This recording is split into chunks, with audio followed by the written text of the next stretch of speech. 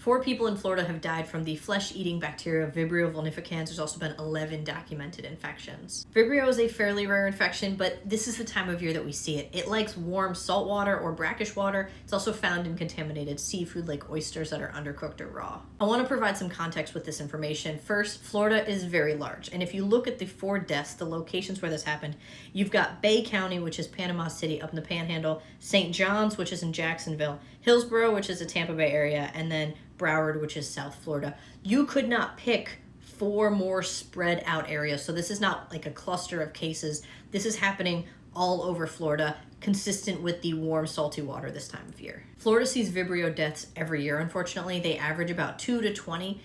We tend to see much higher numbers when there's hurricanes and people are out in the floodwaters. So for Hurricane Ian and Hurricane Helene, we unfortunately saw many more cases and several more deaths. There are 2 pathways for infection. One is that you were exposed through an open wound.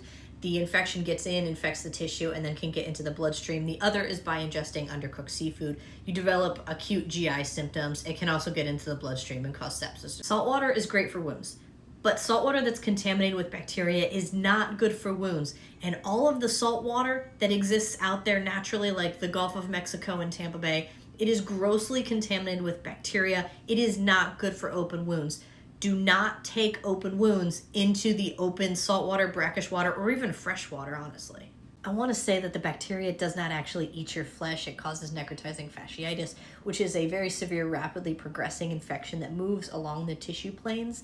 You need aggressive antibiotics and debridement in order to get better. What it looks like is a rapidly progressing infection that is very painful, and it can feel kind of crunchy because there's gas underneath it.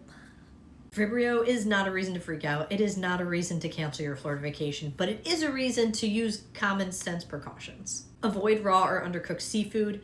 Don't take open wounds into open water. If you do sustain an injury in the water, make sure that you get out and clean it aggressively. If it is a deep wound or there's any foreign body in it, especially oyster bed stuff, go to the hospital, make sure there's no foreign bodies left in it, and consider antibiotic prophylaxis. Enjoy the beach responsibly and stay safe out there.